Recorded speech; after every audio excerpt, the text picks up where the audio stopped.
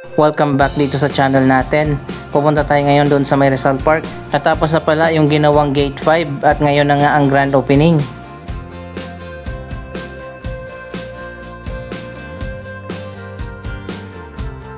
Ang Gate 5 ang bagong entrance gate na itinayo dito sa may Calao, malapit sa National Museum of Natural History.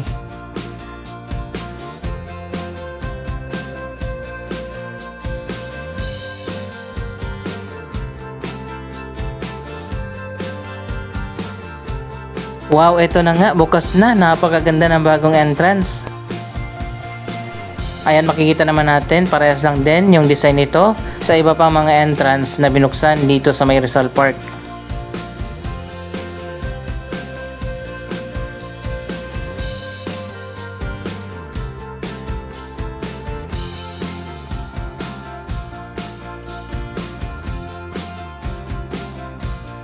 Ito na yung bagong perimeter wall. Noong nakaraang taon, sinimula na nga ang major redevelopment sa Rizal Park. Natapos na nga ang renovation dyan sa gitna ng park at huli nilang ginawa ang mga perimeter wall at mga bagong gate. Sa ngayon 4 na ang gate na bukas at ito na nga ang ika-5.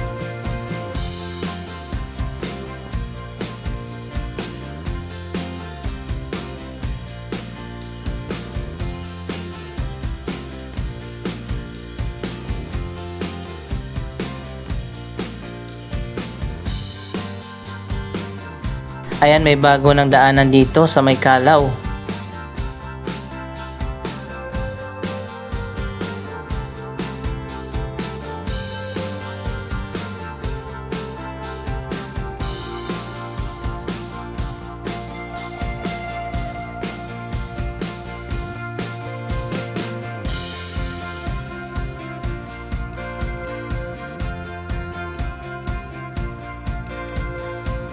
Kung babalikan natin, dito dati yung playground.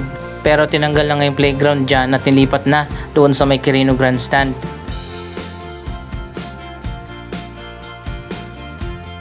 Ito naman yung bagong walkway papunta dyan sa isa pang entrance sa may Taft Avenue. Pero hindi pa bukas yung bagong gate dyan, pero tapos na.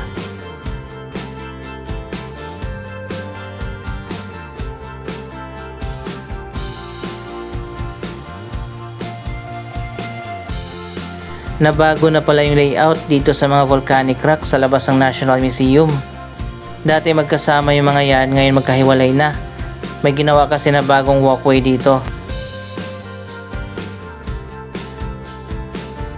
Para sa mga hindi pa nakakaalam, ang mga bato na ito ay iniluwa ng Bulkang Mayon. At mula sa Albay ay dinala yan dito para i-display sa harap ng National Museum.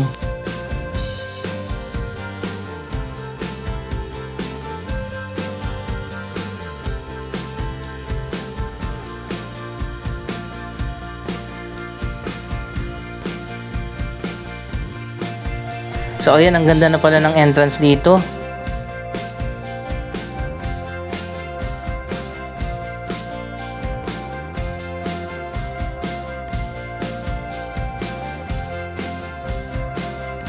Ito naman ang pinaka main walkway sa gilid ng National Museum papunta dun sa gitna. Mas maganda talaga kapag ganito ang design ng park, open style. May inilagay na rin ang mga upuan dito.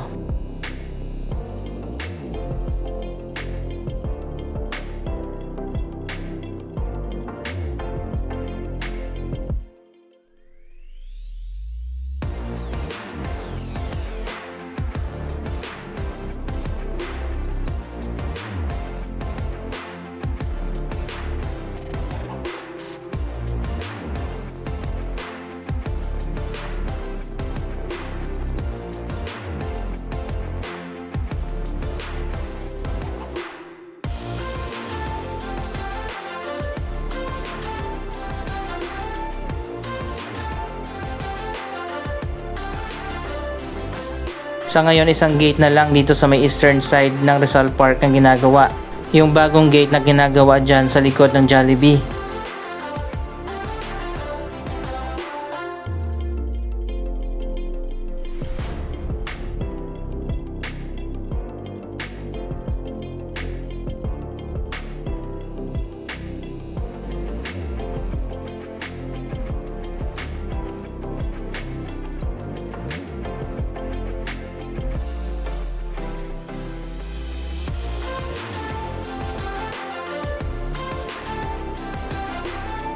Another walkway papunta dyan sa bagong entrance sa may Taft Avenue. Kailan kaya bubuksan yung gate dyan?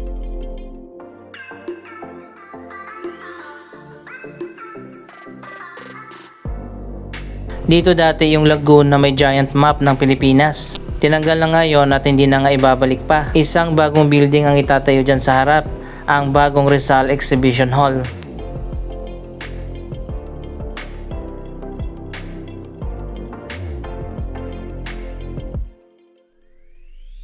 Abangan natin ang pagsisimula sa bagong project na itatayo dito. Sana may balik yung giant map ng Pilipinas kahit sa ibang bahagi na lang ng Rizal Park ilagay.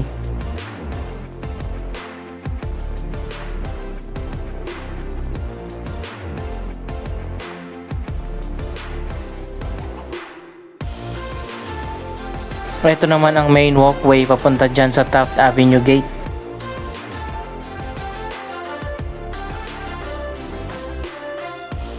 Binuksan na rin ito ilang buwan na nakaraan.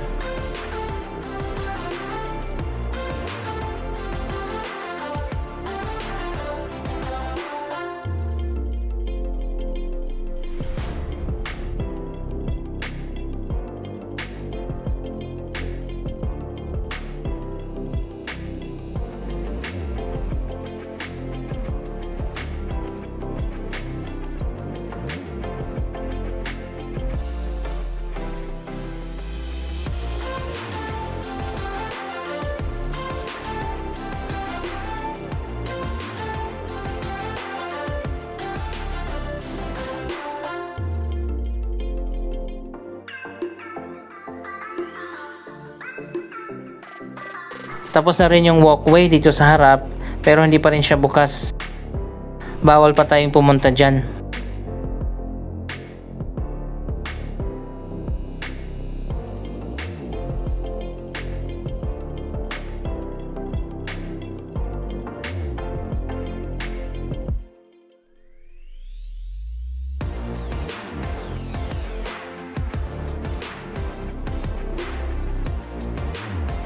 At ito na nga ang Taft Avenue Gate.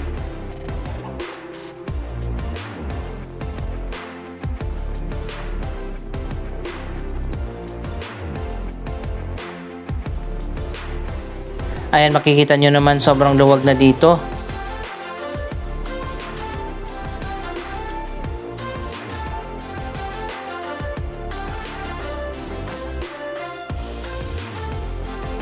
Inurong yung perimeter wall ng Rizal Park kaya naman lumawak na yung sidewalk.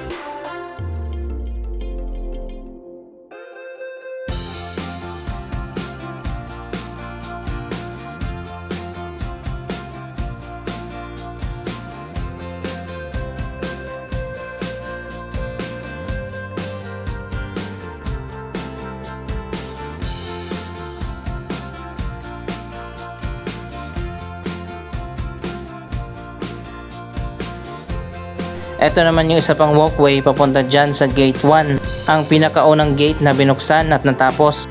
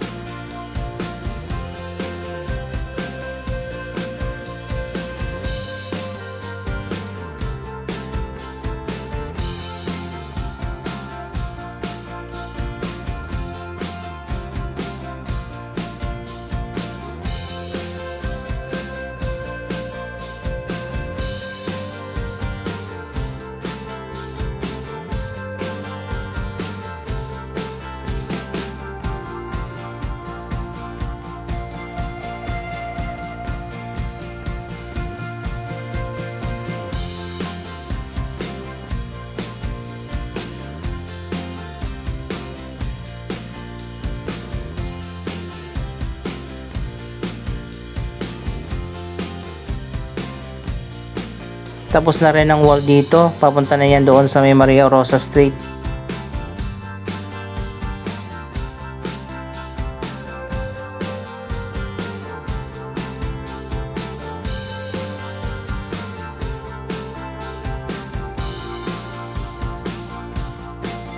Another walkway papunta doon sa gitna.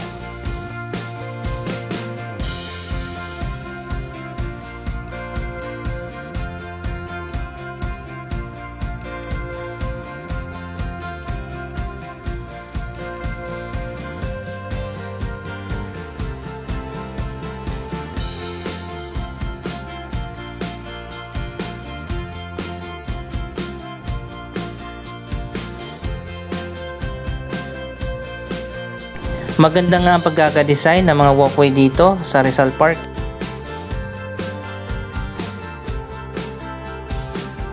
Kaya siguro ganito ang design para less maintenance.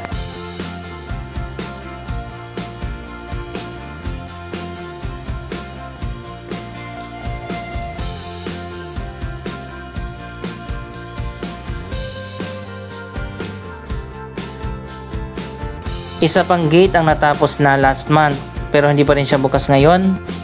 Ito naman yung gate na diretso papunta ng Intramuros.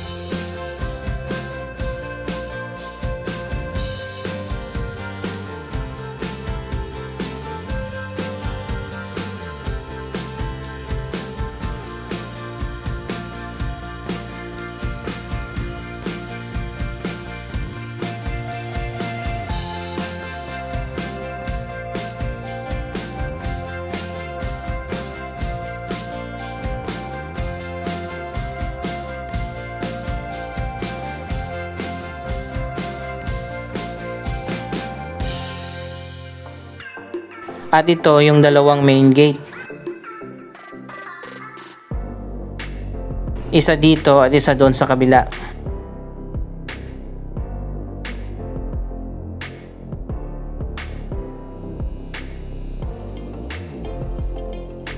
Tapos na yung bagong access road dito pero hindi pa siya open.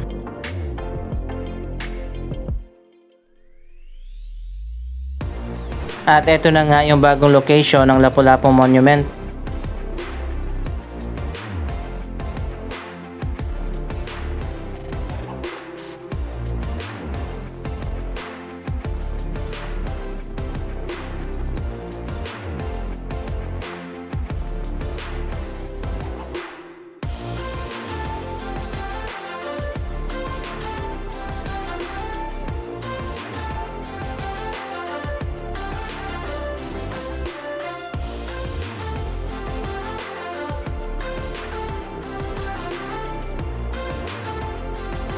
Wow, napakaganda na talaga at malapit na matapos ang renovation dito sa eastern side ng Rizal Park. Doon naman sa gitna tapos na.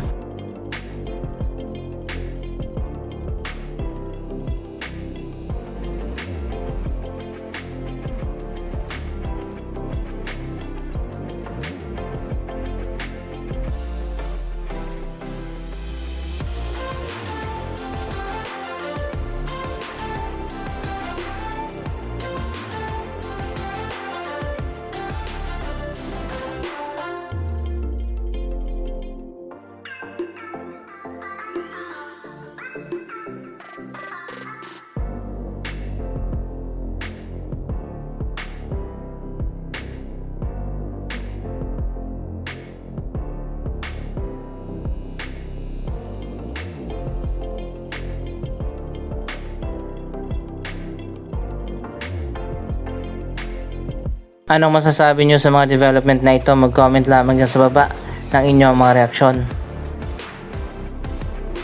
Maraming salamat sa inyong panonood. Huwag kalimutan na i-like, i-share ang video ito at mag-subscribe. Thank you for watching!